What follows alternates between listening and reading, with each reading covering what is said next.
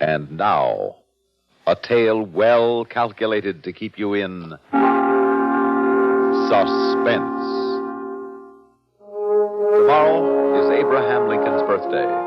97 years ago, Lincoln, one of our greatest presidents, died, slain by the bullet of the actor John Wilkes Booth. Many historians feel that if Lincoln had lived, our history and world history would have been profoundly changed for the better.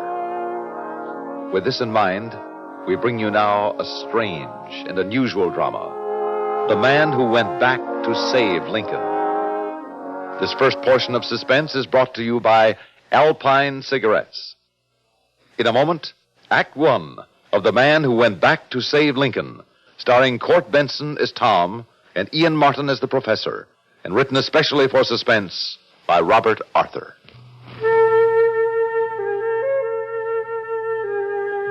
What's it like to smoke an Alpine? Well, it's like many fresh little things that please you. It's like the stirring of leaves when a breeze comes up. Like a weather vane turning in a summer sky. The way the air feels in the morning when you open the door to get the paper. That's what it's like to smoke an Alpine. Alpine is nothing at all like the sort of smoking you may be used to. Alpine is a fresh, freewheeling kind of smoke. A bright, bracing, even invigorating kind of taste, pack after pack. If this sounds good to you, try Alpine. There's something more to smoking with an Alpine cigarette.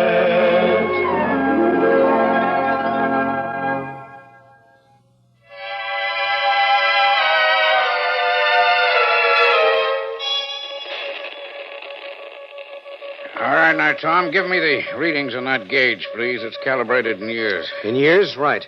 It says 1914 now. 1913, 1912, 1911, 1910, 1910.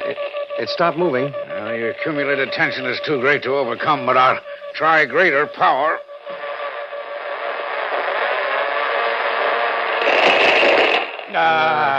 That's what I was afraid of. Field coil blew out. But at least I added a couple of years.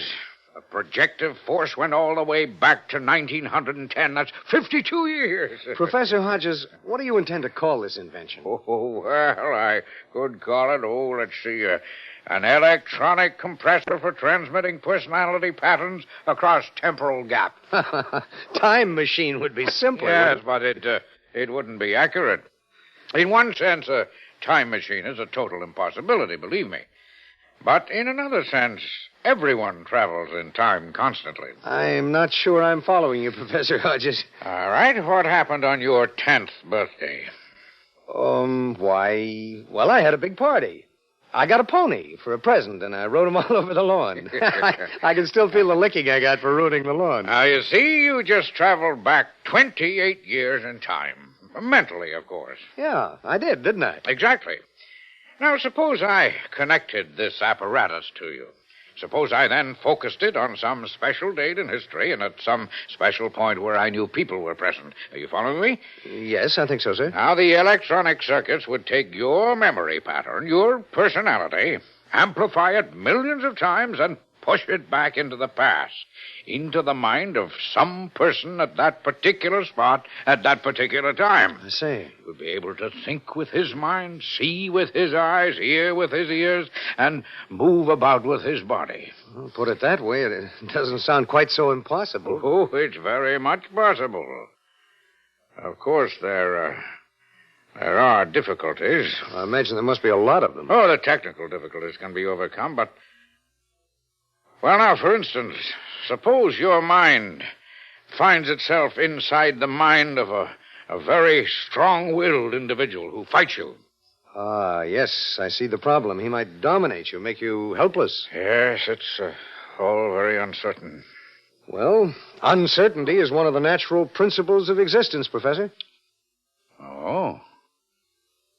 Then, would you be willing to take the risk, Tom? Risk?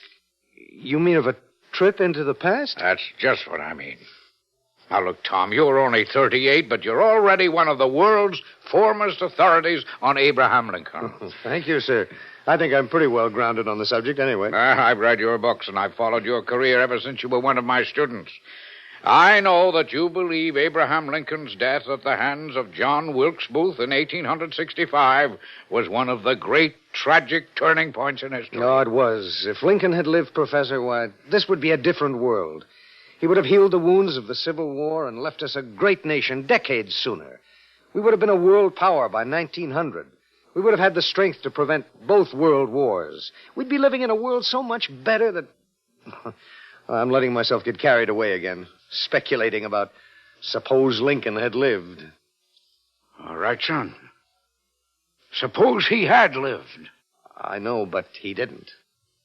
Tom, today is February 11th, 1962. Tomorrow is the anniversary of Abraham Lincoln's birth. Now, almost 97 years ago, on April 15th, 1865, Lincoln was assassinated. How would you like to go back across those 97 long years and save Abraham Lincoln's life?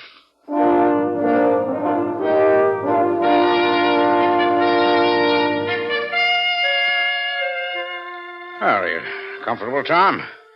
The electrodes I've attached to your head don't hurt. Oh, I'm fine, Professor. A little excited, that's all. Even though this is just an experimental jaunt. Oh, back to the year 1912. 50 years, a half a century. Now, you see the old public library across the street? Boarded up, deserted, dead. Yes, I used to take books out of there when I was a boy. And so did your father. Yes, he met my mother there. She was a young librarian, and he went in for a book. Well, it's family history. He was so bowled over at meeting her, he forgot the book and left it behind. And he also forgot to sign his name on the library card in the back of the book. Look, Tom, I have it here. Henderson's Life of Lincoln. The same book. And it looks as if no one's taken it out in the last 40 years. No one has. Here's the card. Here's the line where your father should have signed. Perfectly blank. Tom, you are going back 50 years and sign that card that your father forgot to sign. I'm going to enter my father's mind 50 years ago? Exactly. You'll see with his eyes, hear with his ears, and think with his mind. Now remember, you're to change the past. You're to sign that library card. Right, Professor. So, concentrate on the time. Noon, April 10th, 1912. Say it aloud yourself. Noon, April the 10th, 1912. Noon, April the 10th, 1912. Noon.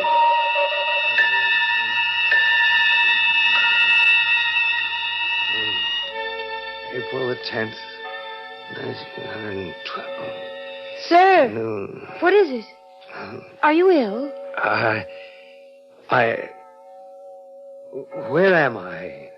Why, this is the public library. And I have the book you requested, The Life of Lincoln. Why are you staring at me so oddly, sir? It's 12 o'clock.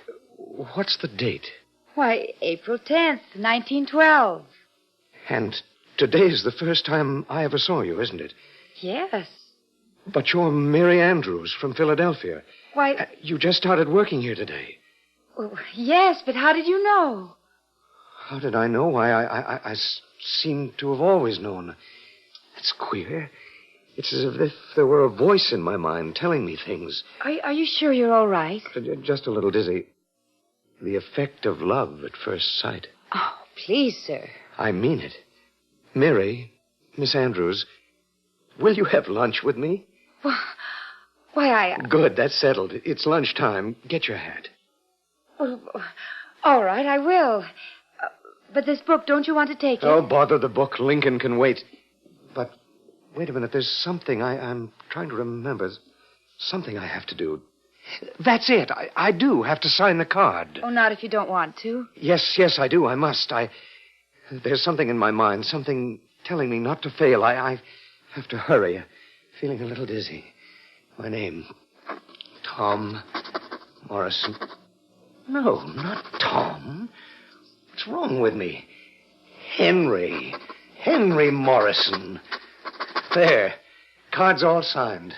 Now Mr. Morrison, you're so pale. Can I get you a drink of water? Mr. Morrison? Mr. Morrison? Mr. Morrison?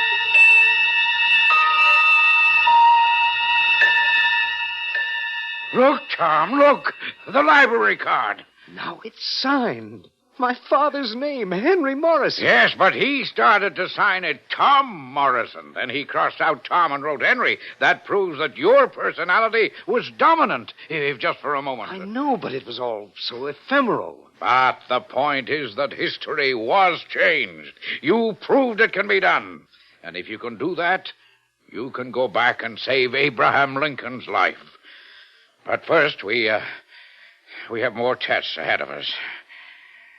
Tom, how would you like to go back and hear the Gettysburg Address in person?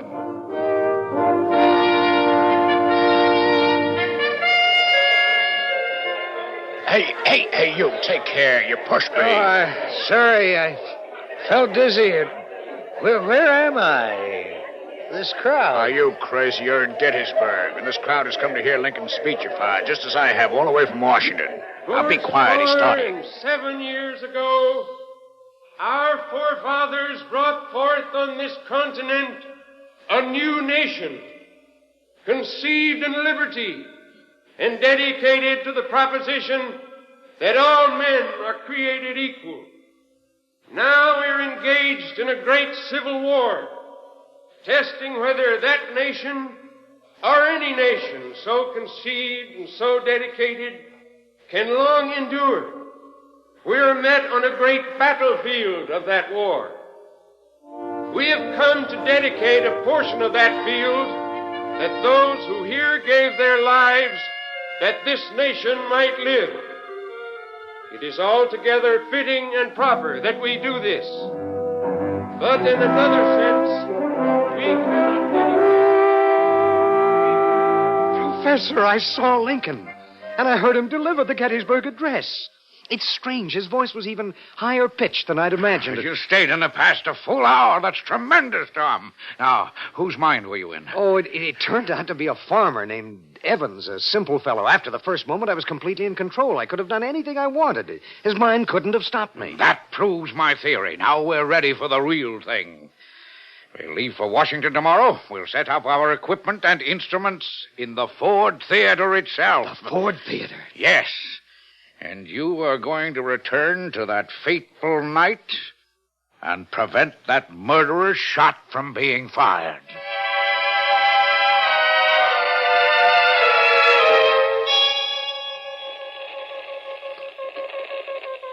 Well, everything seems to be working. I was afraid the trip by truck might have jarred some of the components. How still it is here. How hushed. It's as if not a single sound had been uttered here since the night Lincoln was shot. Yes, past seems alive. Oh, they say that time turns back for no one, that the moving finger writes and having writ moves on. But you and I will alter the writing in the book of fate,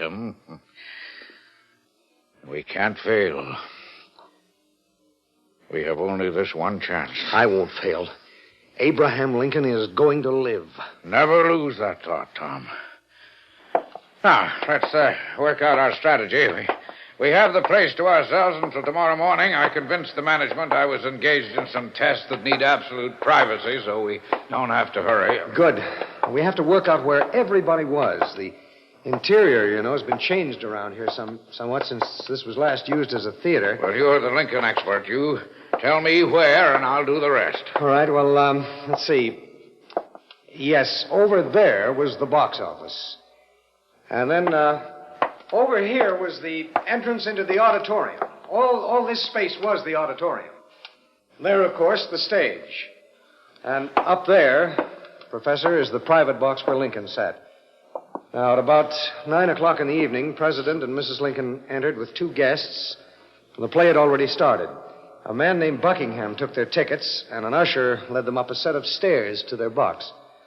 Go on, Tom. I'm following. The exact movements of everyone are very important. Well, at about 10 after 10, John Wilkes Booth sauntered in. He spoke to Buckingham, and then he went upstairs toward Lincoln's booth.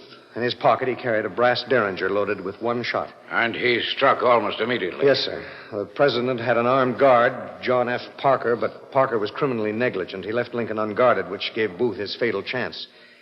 Well, he fired, leapt to the stage, and made his getaway. Lincoln died the next day. Tom, son, think of it. Tomorrow, if we succeed, the history books will say Lincoln lived. All history for nearly 100 years will be changed for the better. We'll succeed. We'll have to. It'll depend on you, Tom. You'll have to save Lincoln and probably kill Booth. Now, let's get the equipment set up in the right spots.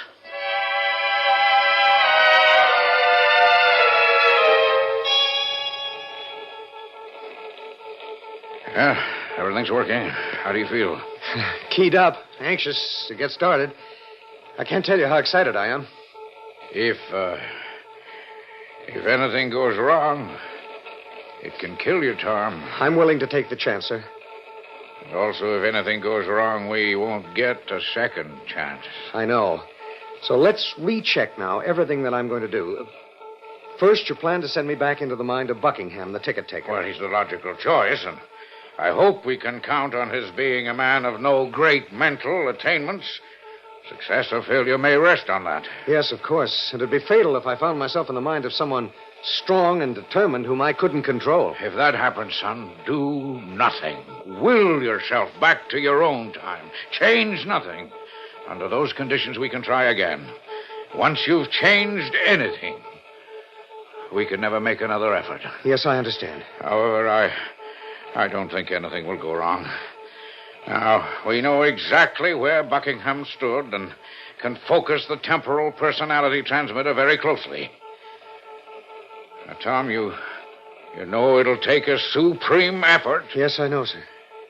I think you will have to force the ticket taker, Buckingham, to kill John Wilkes Booth. Very well. I will, if necessary. Then just keep telling yourself, save Lincoln.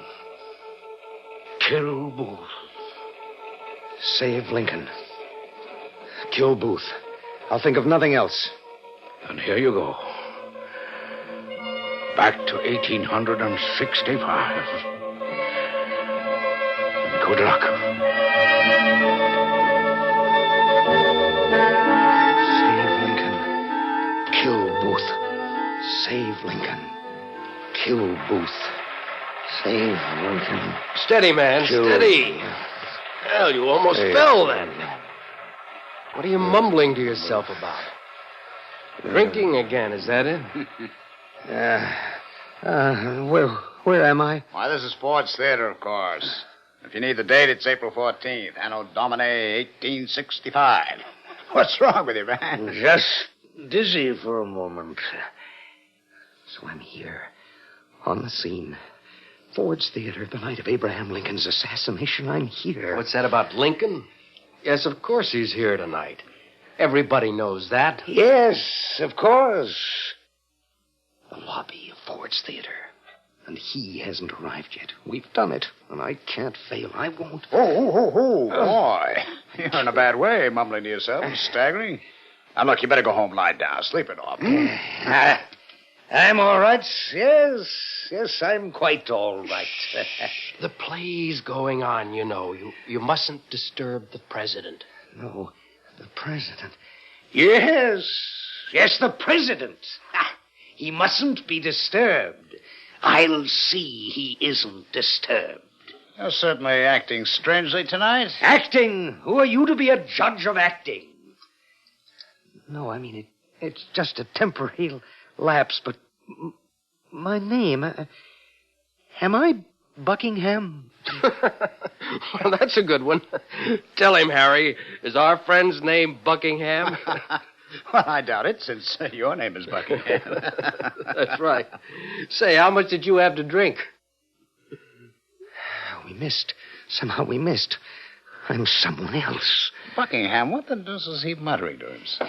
It won't make any difference. I'll find him, kill him. Look, why don't you go in and sit quietly until you're yourself again? Now, just don't make any noise. No, I can't sit down. I've got to find someone.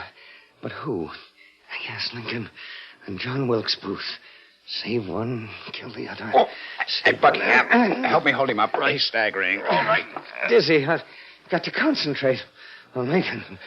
Booth, concentrate. There's no whiskey on his breath. He's ill. We better get him outside. Yeah. Come along, old fella. No. I'm all right. It's past 10. I have something important to do. Matter of life and death. Tell me, have you seen Booth?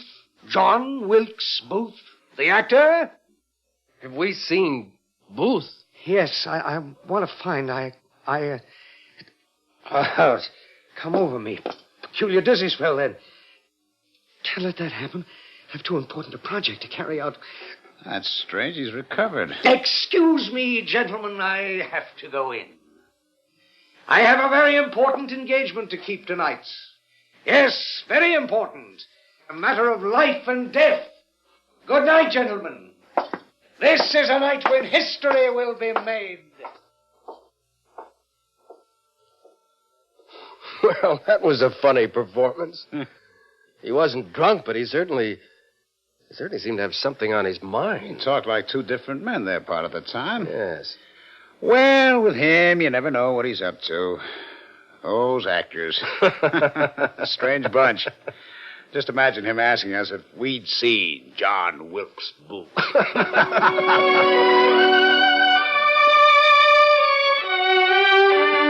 Concentrate. Feel queer, but concentrate.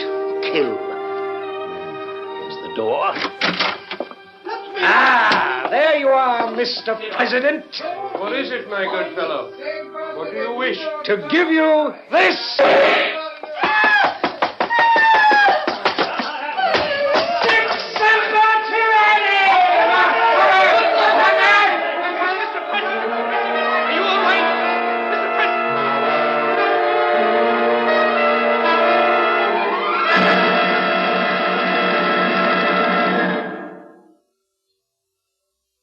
Suspense.